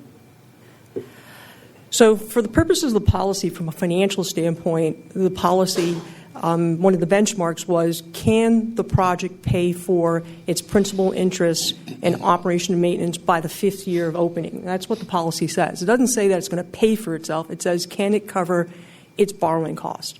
So this is a very simple financial vanilla methodology we're using. 112 for the construction and right-of-way is about $12 million. And this project has the ability to borrow up to 95% at a future interest rate of 5.25 is what we assumed, 30-year fixed rate, which is pretty consistent to what our current debt structure is.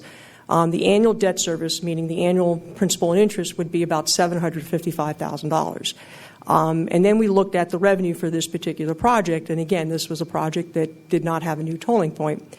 But the additional revenue and traffic that it generated on an annual basis for the first 12 years, about $790,000, and that is net of operation and maintenance. We did take a factor of what it would cost to maintain that component of the roadway. And as you can see, it did meet the policy from a financial standpoint. We did the same analysis for 83634, construction and right-of-way. There's certain costs that were already incurred, so we did not include that in this analysis. But this project as well, the annual debt service would be $960,000, obviously $993 the first 3 years and $1.2 overall of the life of this project. And then for 924 projects, we combined those projects together because it made sense because of the entire corridor. About $124 million for just construction and right-of-way. I believe the total project cost, as I indicated earlier, was about $130 million. We've already incurred the $6 million. So this project would pay for itself. The annual debt service almost $4.2 million. The first 12 years is about 4.2, a little bit over 4.2. That'll be able to meet its debt service. And then over the life of it, it'll generate a little bit more, about $5 million. When the engineers put their capital plan together, there is a process as well for putting together the financing plan. And there's an interaction with various consultants as well as with the in-house engineers. We started off with the base model of Series 2016 debt issuance. That is the most latest public financial document financing plan that's been published, which was September of 2016 that we closed that bond transaction. So we started off with that base model to look at those benchmarks and those targets to see what we needed to achieve and if we were going to move too far off of those targets and what was the impact to it. We worked with our traffic and revenue consultants, which is CDM Smith, and what they did was they looked at their traffic and revenue model. They updated it for economic information, any major impacts, and then they included the new projects to see how the entire system would be impacted based upon these new projects. We worked with our engineers to look at the operation and maintenance cost of most of the major contracts, the asset maintenance contracts and some of the roadway contracts, and then the contracts associated with cost to collect. We signed recently, a couple of months ago, the consolidated back office and what potential savings we would have there. So we did update our O&M costs, and we just didn't take a factor of 3% or 2% growth. We looked at some of the major contracts that would have an impact on the financing plan. And then working with the engineers on what projects they wanted to incorporate into the capital plan, there was a process with prioritizing what made sense and what could we phase in. And there was a segment of 924 that we could not phase in. At this time, we did put a placeholder in order to finance the design component of it, and that may change next year when we come back to you and say, we have some opportunities to structure our debt a certain way, or maybe the cost associated with that project may change as well. So we went through that process. We worked with First Southwest, Randy Topol, who was our financial advisor, your financial advisor, to look at various debt structures and what made sense on how we could factor in these projects into the financing plan. And then we benchmarked them to our policies and our goals, and we compared them to the model we just submitted to the bondholders that we did for a public offering. What does the financing plan look like? So that is the process. So there is a lengthy process that goes through to incorporate millions of dollars into a capital plan, into a financing plan. I wanted to show this depiction, as it was, of what the components of the financing plan is, because we have a target of the coverage ratios, but the coverage ratios are affected by various components. Everything is interrelated. If you touch net revenues, which is a factor of revenue less expenses, that has an impact on the coverage ratio. If the coverage ratio is also impacted by the debt service, which is the principal and interest, the debt structure.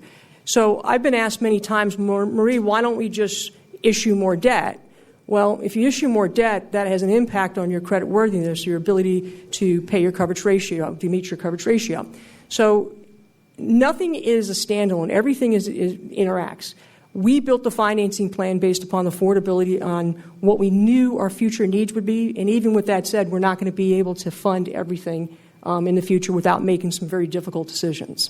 So I wanted everybody to kind of see what the financing plan and what some of the components were and how they all interrelate, because you can't touch debt service and think that it's going to be a standalone and not have an effect on a future decision.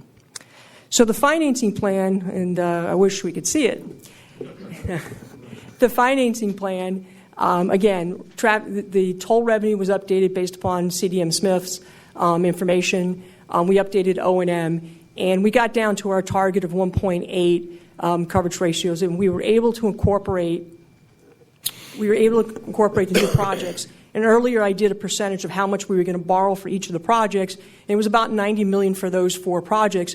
But when we put together the financing plan, we were able to take some efficiencies and structure it in such a way that it was only $75 million borrowing in this financing plan. We did put a placeholder in fiscal 18 through 19 of short-term financing, which is commercial paper, which is just a fancy way of saying that we're going to have a line of credit. And then we're going to pay it back in future fiscal years, starting in fiscal 2023. When you look towards the left hand of the screen, if you can see, I hope everybody has the handout, your coverage ratios do go up 1.89 to 2 times coverage. But I want you to bear in mind that we have not included the unfunded projects. We haven't included the 83618 project, which is currently in the PD&E study. We have not completed the 924 project to phase those projects in. So there's certain projects that we know that we still have to fund up. So the financing plan is a point in time. Things can change. Revenue can change. Operations can change.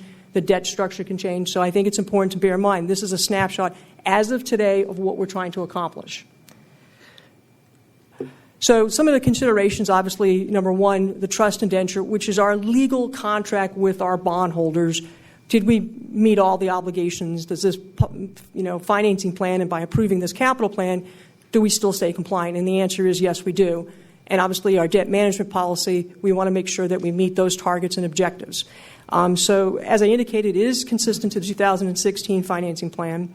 And in the financing model, we do assess certain financial risks that we know about. And I think Mr. Board Member Borg had brought something up earlier about the litigation. We make sure that we have appropriate levels of reserve for unknowns or for future things that we potentially do know that there's a potential for. So the financing plan takes those types of situations in consideration. We wanted to make sure that we maintain our creditworthiness in an A category. We have $1.5 billion worth of debt outstanding, and I think it's important that we set that as a target. And I think that by keeping it in an A category, an investment grade category, we know we have an enormous amount of unfunded needs.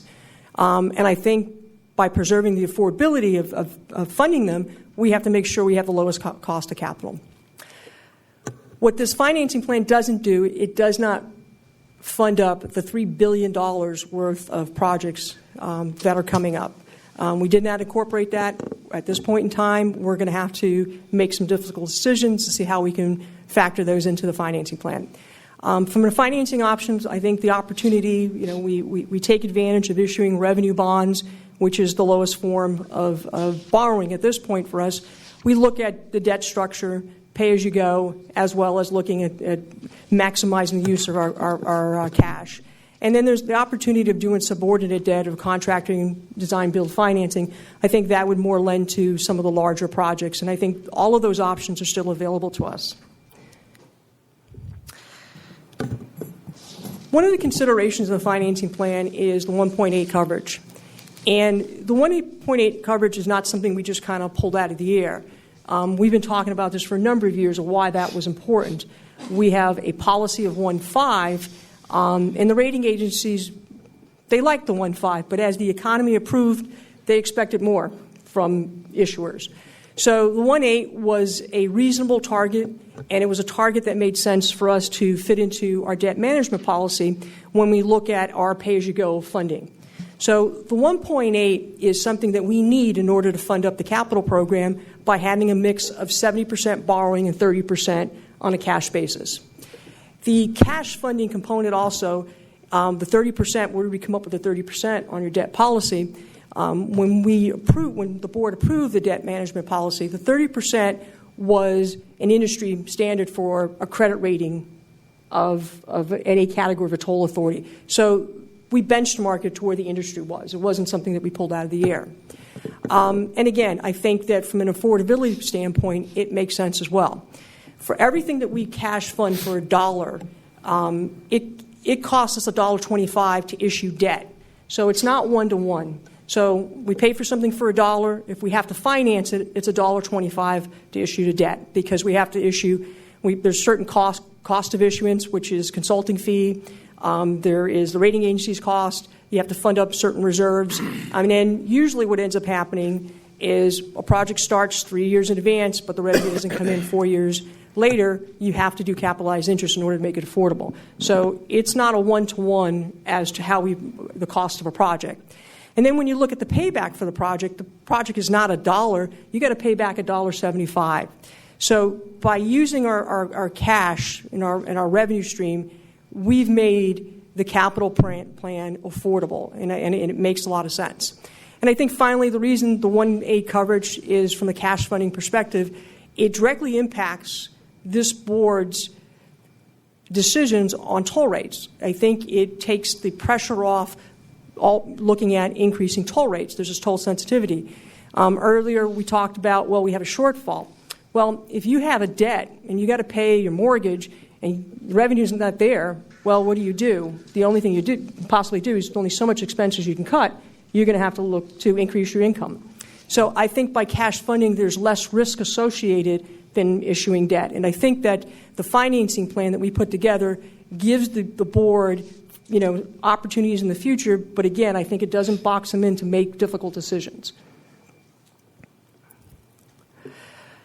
This is the Series 2014. We issued this debt in August of 14. Our commitment to the bondholders was a 3-year period, that we were going to use the money in 3 years.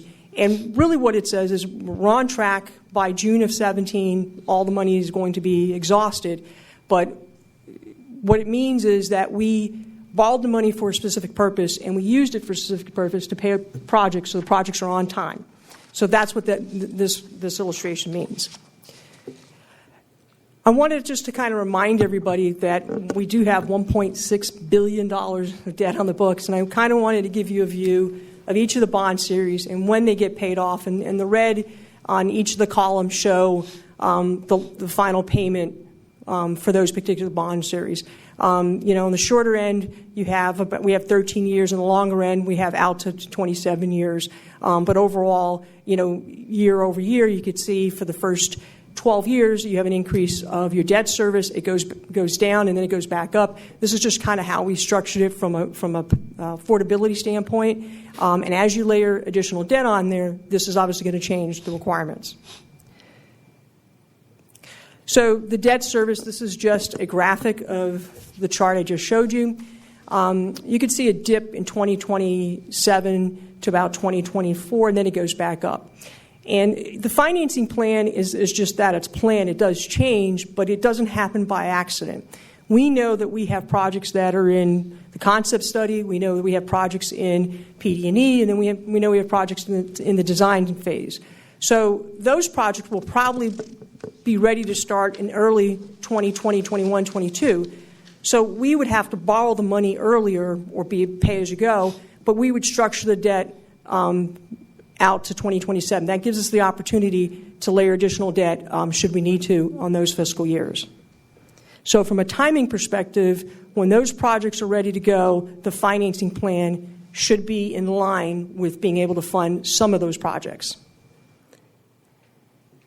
And yet, again, I wanted to remind everybody that we do have unfunded projects of $3 billion. Some of these projects we've already spent money on, and I think it's important to know that we have an investment associated with this unfunded projects.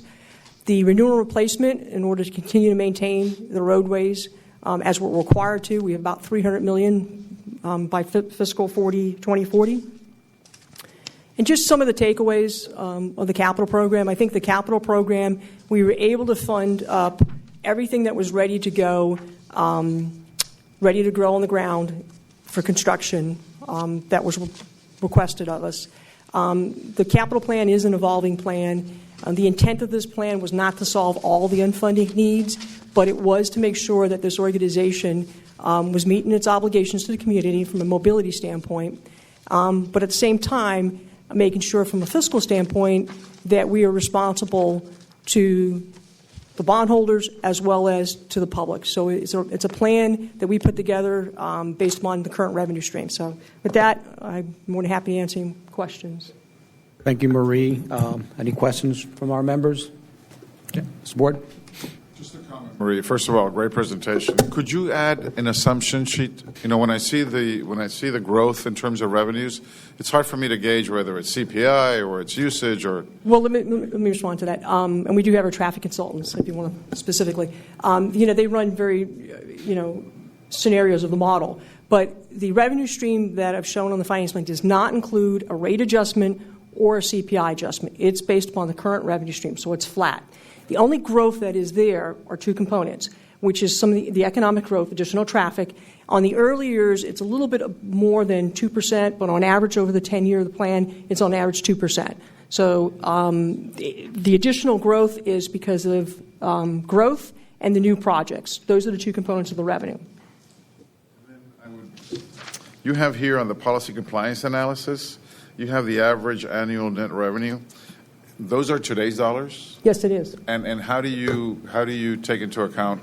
So it would be useful for me to see how you calculate today's dollars versus those very long periods of time. Well, what we did for the annual net revenue is we had CDM Smith come up with the revenue base, and we used today's toll rate. So we said earlier, I said, well, $9.24, that's 50 cents. By the time of opening year, we may include it may be CPI on that 50 cents. It may be 57 cents. Right. But that is based upon today's dollars of 50 cents. So I used 50 cents and the future traffic growth. Just to learn your shorthand, it would be useful for me to see those. And then the last thing is, you have. I think it would be useful for me to learn the benefits of your debt to coverage ratio, that 1.8. So if it went to 2, if it went to 1.5, how does that change in terms of the cost of your money? That would be useful for me to learn. I think the coverage kind of support you on your thesis. I think the coverage ratio, has a direct correlation on our credit rating as far as what our borrowing cost is. But the coverage ratio also has an impact on how much cash it creates. And not just to fund up the projects, but we have a requirement every year to fund up our reserves and so forth. So the coverage ratio, is various factors. I will tell you that the plan that we put forth, we had a model of 1.5. It was the board policy. The trust indenture is 1.2, which is the bare minimum, pretty much. We have presented plans in previous years that were 1.7, 1.75, and 1.8, so this is not out of the norm. With that said, we've had certain years that coverage ratios did go down to the economy took a dip. Our coverage ratios were 1.4, 1.39. So our plan is very reasonable. I think it safeguards the organization to not have to be forced to make decisions. But I think the 1.8 is really what the industry, as far as the investors, are looking for as well. Thank you, Marie. Cliff, any question? Well, I think definitely one thing that I want to make clear for the remaining board members here that in addition to the unfunded items here, any considerations of future projects in our strategic master plan would be in addition to any of this. So just prepare yourself from that perspective that whatever we decide to do in our strategic plan will be above and beyond these $3 billion of unfunded programs. I understand that it's about $4 billion if we were to take all of the strategic master plan items.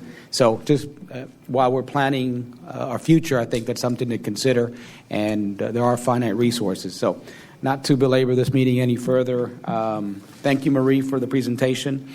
I don't know that we have any, Mr. Executive Director, any informational items? As usual, they're in the report. They're in the package. Any questions, please let us know. One announcement is for the board meeting, the strategic plan will be as an agenda item for adoption. We will be sending out information supporting the strategic plan. It'll be very concise. The presentation will be very concise. The recommendations are very specific.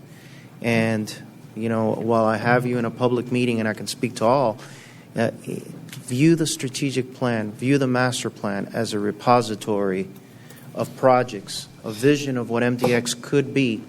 And from that repository, we can draw projects, figure out what's the affordability, what's the benefit to the community, is it worth it, prioritize them, figure out revenue streams for them. Some are traditional, some are non-traditional.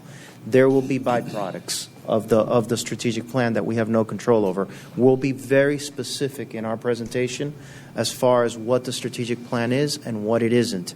What I don't want is for board members to believe, or the public to believe, that adoption of this strategic plan means that tomorrow you're building any of those projects, because that's not the way it works.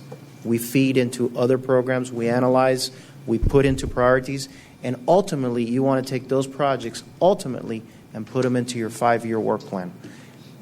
It takes a while to get there, and we will walk the board through that process on Tuesday the 6th, and hopefully can move forward with the option. That's the only announcement. Thank you. I just had a quick comment regarding our financing. In 2019, we will be forced, whoever is remaining on this board, we'll be forced with a decision on the CPI, and that can be kicked down the road to 2021. But we will, have to deal with that at some point in time, and that's not really factored to your question.